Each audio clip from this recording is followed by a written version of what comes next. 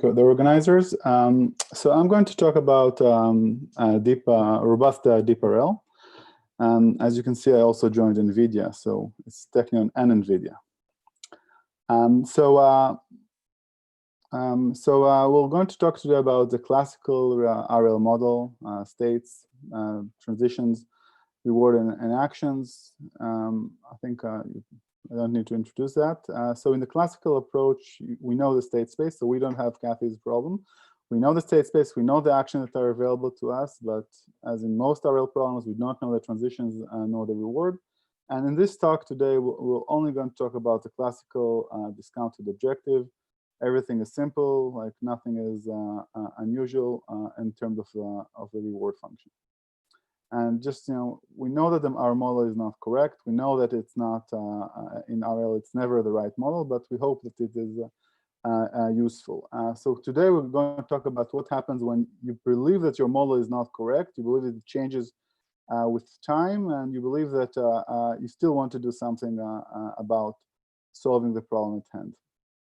So why should we be robust? So you want to be robust. So here is an example of a pinball domain. So you look at, you imagine that you want to get the blue pinball to the red target, and you have two possibilities. You can go from the higher route, and this route is going to take longer, but it's safer because if the pinball table shakes, you're not going to hit a wall.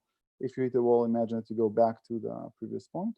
Or you can try to go through the lower trajectory, which is shorter but riskier. So how would that look like in terms of time? So what we see here is on the x-axis is time, and the y-axis probability, and we see the distribution of time it takes you to traverse from the origin to the red point, to the red target. So if you're going to choose the upper route, it's going to be safer and more predictable. But in expectation, it's going to take longer. And if you're going to take the lower route, then an expectation it's probably shorter, but it has a much heavier tail in case you bump into one of the walls. So the question is, why should you be robust? Well, if you want to get to the airport, remember there used to be a time when we used to fly. So if you want to get to the airport and your flight is, let's say, here, then basically you don't really care if you're going to get a little bit earlier, but getting late may be a disaster.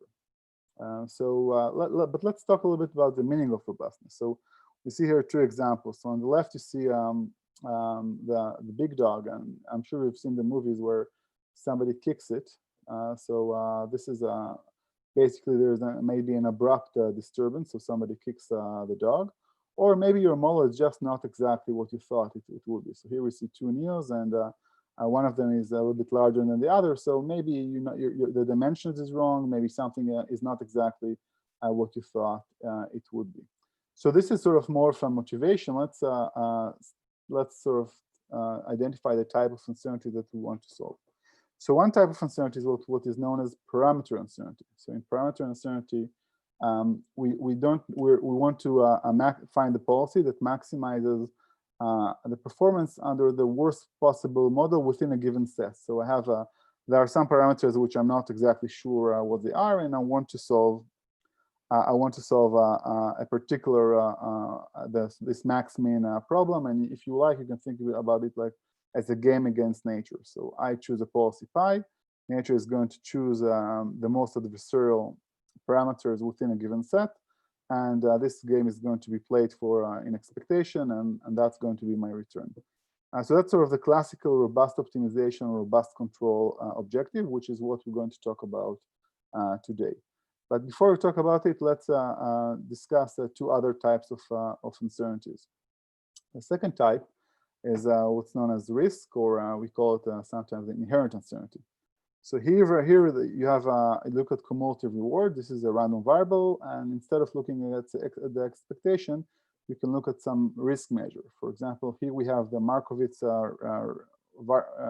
risk measure, which is expectation minus a constant times the variance, but you can also look at the conditional value at risk, or any other risk measure that you favor for one reason or the other.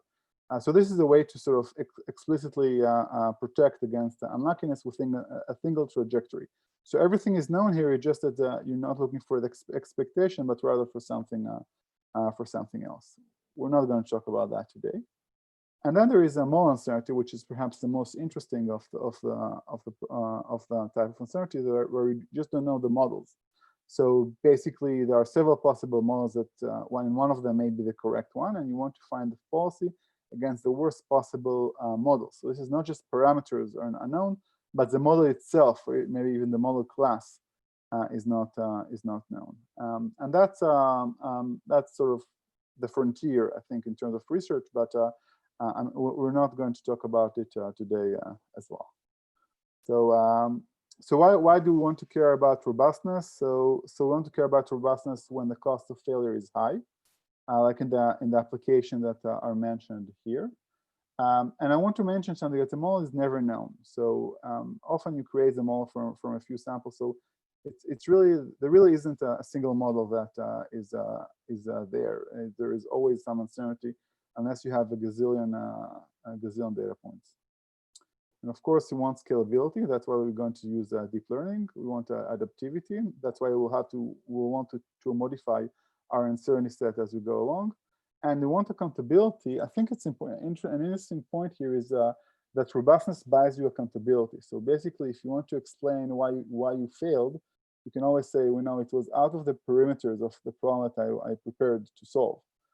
So if robustness buys you an amount of saying something like saying, this is an event that happens once in 100 years. So being able to protect against disturbance is something that you can quantify, also buys you explainability for your performance. Okay, so we'll start with some old work about robust MDPs and explain how they work in deep learning. So I want to make sure that the model is clear. So we have a planning problem, and there's some uncertainty in the transitions, and for now we know this uncertainty. So basically, in a classical MDP setting, you start from a state S0, and then you transition, you have conditional transitions to say S1, S2, and S3.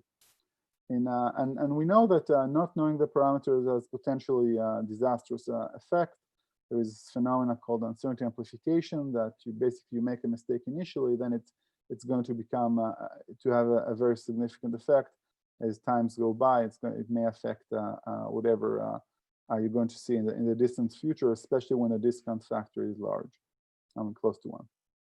So just to make sure that the definitions are clear, so what is a robust MDP? The same as MDP, but instead of a transition kernel P, we have a set of transition kernels, which we denote here by script P. And then we look at the worst case objective. So we look for the best policy under the worst possible model within our set of the expected discounted reward when using policy P, and when the adversary chooses some member of the transition kernel.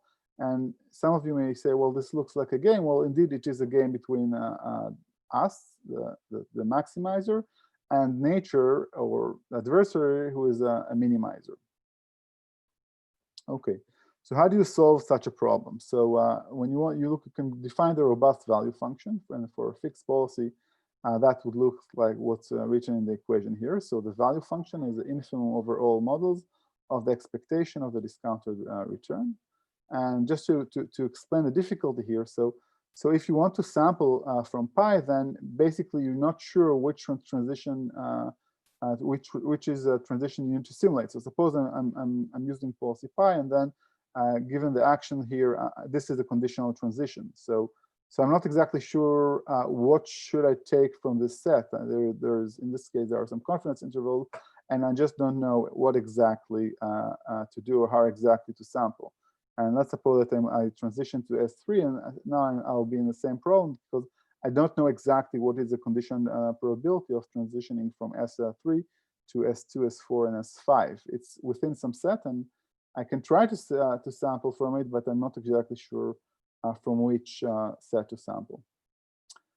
So this is a robust Bellman equation. It's very similar to the standard Bellman equation, but here we have infimum over all models, and that's, if you know how to solve it, then you can find the robust value function. It's again, it's the same as in the classical work. It is a conditional. It is a contraction operator, so it's pretty easy to solve, at least for small problems. You can also define a policy iteration here, but for large problem, we cannot do it because of the usual reasons.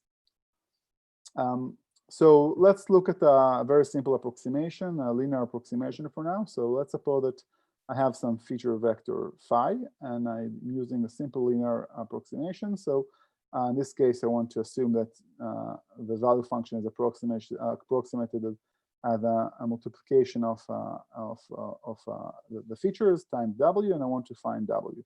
So for standard approach, basically v pi is I can take rollouts, sample, regress w, and be done with it. So whether it's going to be efficient or inefficient, I'll use a Grant algorithm, I'll use something else. That's less the point. The issue is that I can sample. But for robust problems, I do not know how to sample because I don't know which is the worst case model until I've chosen the policy. So the question is, even for a given policy, how do I find the worst case model?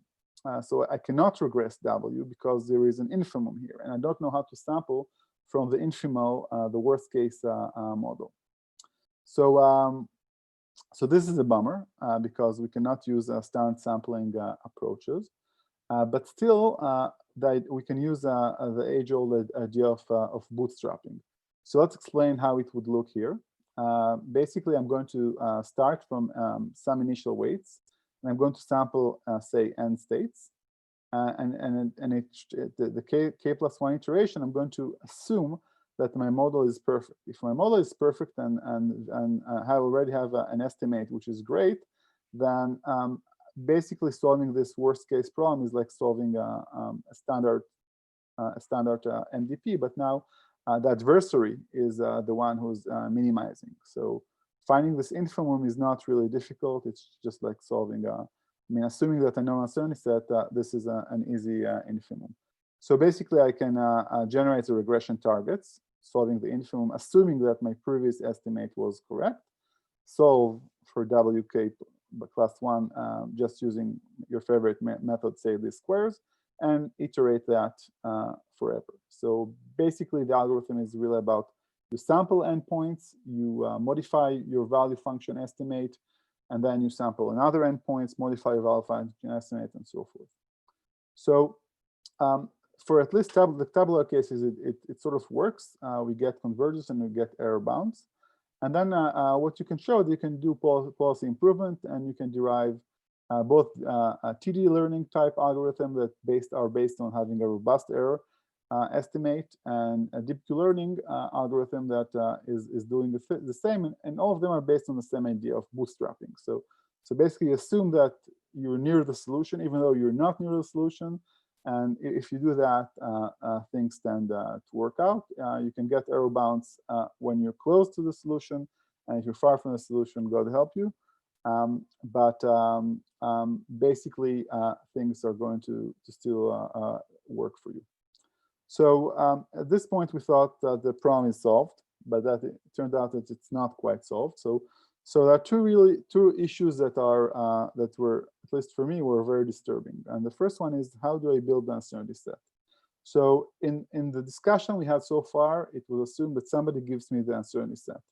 And it's not clear how I mean, who would be so generous to do that for me? Why would I know how to build an uncertainty set? Maybe I got it from samples, maybe I get it from some physical estimate, maybe I get it from somewhere. But building this uncertainty set is not something that is really easy. And that's problem number one. The problem number two is that the setting that we've seen so far was not online adaptive. So basically, I have my uncertainty set beforehand. As I observe more samples, I basically don't do anything with them. I just still solve the same problem. The question is how to adapt if I have a single trajectory. So we'll briefly go through the solutions for this problem. We'll start for potential solutions, We'll start with the problem of finding the uncertainty set. So we proposed a very particular model for robustness. We call it the trembling hand model. So basically, you want to choose policy pi, but sometimes with a small probability alpha, somebody else choose pi prime for you, and this somebody is potentially an adversarial. And then the idea here is that the disturbance is of a very particular form, and this form is that somebody is going to be the most adversarial against you, but it only has this adversary only has a power of alpha, so it cannot do whatever it wants at any given point in time. So this leads to the action robust, in this case DDPG.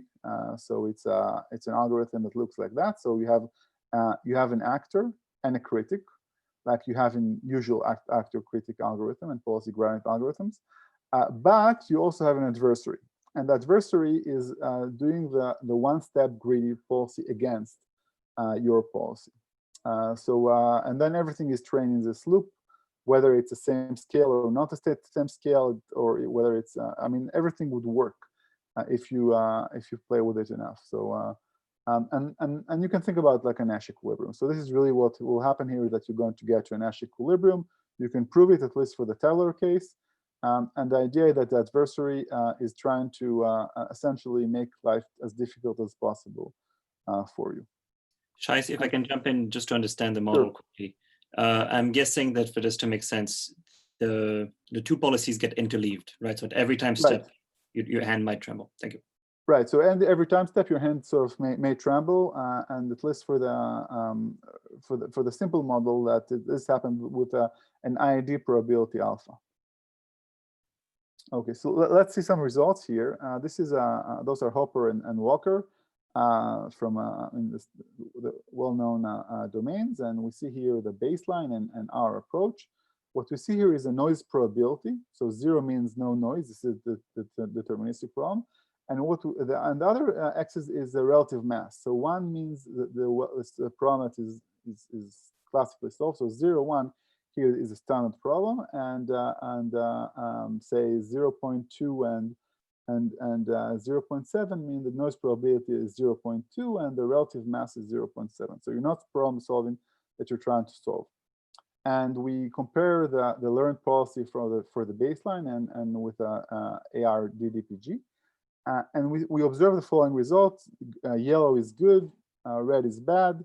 And what we see here, and that's, well, it's not surprising that our algorithm works much better when you have a noise or the relative mass is different, but it might be surprising that it works better, at least, I mean, when we have a relatively few samples, even in the case where the relative mass is 1 and the noise probability is 0. And I think this is an interesting a result. What it tells you is that basically robustness gives you not only transfer to unseen domains, but it also gives you model robustness. So you're robust to the model uncertainty, not just to the parameter uncertainty. And the reason for that is that I think there is a very deep connection that is not fully explored in reinforcement learning between generalization and robustness. I think they're the two facets of the same coin, but at least getting a precise mathematical formulation has avoided us, at least for now. So this is, I think, an interesting result. And then I want to briefly talk about, in the remaining time that I have, about how to learn the uncertainty set online. And I think this is so imagine you have a long trajectory and you want to sort of shrink the uncertainty set where you start getting information. And if you don't have information because perhaps you did not visit some states, then you have still a large uncertainty. So one thing you could do is you can go Bayesian, and basically I'll present the development for a finite state in action, but that's later on we'll see the deep implementation. So you can start with, say, some Dirichlet prior, and then you collect observations up to time h. And then at time h, you have an uncertainty set. For example, you can have this one here. So basically, you look at every state in action and all the states in action that are not too far according to how much you measured, from, say, some nominal transition, which is your maybe a priori maximum likelihood belief. And you can build an uncertainty set. This is good. Uncertainty set is a product set over state and action, and you can update it online. So as you see more and more samples, you can shrink it as needed, because you can have here a smaller. You have more information, so your prior shrinks. Okay, so now you can build what we call a robust Bellman recursion. This is a recursion in distribution. So you view your Q value now as a random variable. It equals a reward random variable plus the next state Q function, essentially, for a given policy. And I think that's something that many on the audience should know. But what is new here is that you can look at the variance of your random variable. And this variance of the random variable satisfies a somewhat more convenient equation. So this equation now is not an equation distribution, but an actual equation. And let's call it W. This is a variance of the Q function as S and A. It equals a constant or something that you learned from beta. And here you have gamma squared, because you look at the second order term. And the term here, the equation is very simple to the usual robust Bellman equation. So now you have, once you have this equation, you can sort of figure out, okay, now I know how to, I can approximate Q. I have the variance of the random variable, which is the Q. So why don't I approximate as a normal random variable? And that's an approximation, but it's amenable to deep learning in the following sense. So now we can build a network, the state of the usual observations, and now we have a robust Q layer that is going to give us the mean of this random variable, and an uncertainty robust Bellman equation variable that's going to give us the variance. And our control policy is to look at the Q head to get the mean, to look at the URBE, the uncertainty robust Bellman equation head to get the variance, and sample from it. So now we have almost a Thompson sampling-like algorithm. Basically, at every step, choose the action that maximizes this sampling of the random variable representing the Q and the Q value. Okay, so let's see what that buys us. So I'll show. We have about 1 to 2 minutes before the questions. Sure, I'm almost done. So let's look at what we see here. So this is an experiment where we look at card poll, and we see the performance with the function of the poll length at the average reward. We see that for the original poll length, DQN is pretty good, and then it starts deteriorating as the poll becomes larger and larger than what it's supposed to be. Our approach is sort of uniformly not in the beginning. It's as good as other algorithms, and then it starts deteriorating, but then the problem becomes very difficult. And we see that the robust DQN, the previous approach at least, seems to fail across the board. So it's always being overly cautious. And in the experiments on the right, what we see here is that at time 2000 and time 3000, there are changes. And the robust DQN sort of performs more or less the same all over the place. But the approach, which is adaptive, even though there is a change here, does not care so much about it. It improves, and then it gets to pretty good performance throughout. So basically, we had an abrupt change. So imagine somebody cuts a poll in the middle, and still everything works out fine. So to conclude, I think that robustness is a really key issue for learning. I mean, we know that's from supervised learning and unsupervised learning. In RL, we didn't quite nail it yet, and just solve robust MDPs is not more difficult than solving regular MDPs. It works with deep models. It's scalable, and you can even get theoretical guarantees. And I think that in many applications, especially, I mean, even the one that were mentioned in the previous talk, but many others, this is essential. So with that, I will conclude. I'll be happy to take some questions. Thank you. Awesome, thanks, Shie. Yeah, let's open the floor for questions. Thanks. I thought that was a really interesting talk. I had a couple questions. One is that it seems like some of the ideas that you mentioned relate to some very recent papers over the last sort of like 4 to 6, like 4 months, even less than like 2 to 3 months, sort of rediscovering the issue of pessimism as being a benefit, which relates to the type of uncertainty sets that you're considering. Do you think that the use of ensembles empirically often is, and maybe I missed this in your talk, but do you think ensembles, they don't deal with model misspecification, but they may be other ways to sort of quantify the uncertainty sets, which is something that people are using empirically? Right. So in supervised learning, we know that to be true. So we know that, say, boosting or bagging is a quote unquote robust algorithm. There are different definitions, but let's call it robust and with a wink. So yes, ensembles are most likely the easiest way to go. I mean, they're sort of they value robustness on the cheap because you don't have to think too much about how to construct the uncertainty set and which uncertainty set I should use and how to shrink it. And they just buy you things for free. On the other hand, they don't allow you to think about to know things that are not in your data, but rather are prior knowledge, which is the biggest promise of robustness. So robustness should buy you understanding of how the uncertainty set look like and what you sort of don't know in a problem before you actually hit it.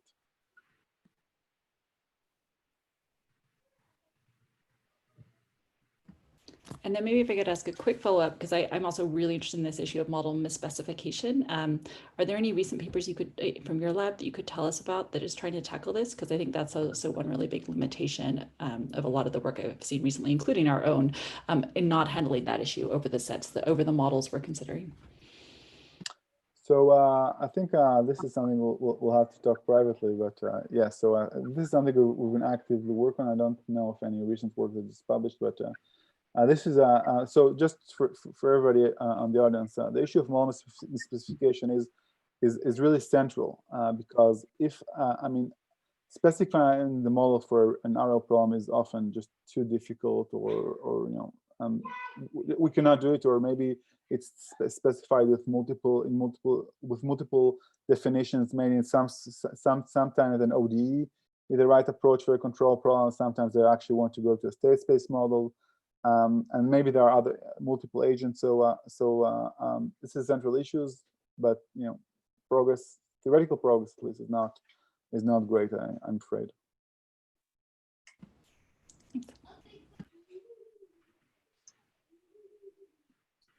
If I can jump in, I want to go back to the first half of your talk, Shie, and a lot of the solution concepts around robustness are value-based.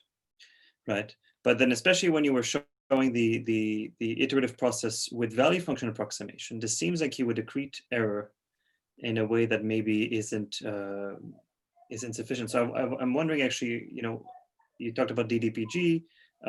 More generally, do you think that direct policy optimization might have better robustness characterization than value-based methods?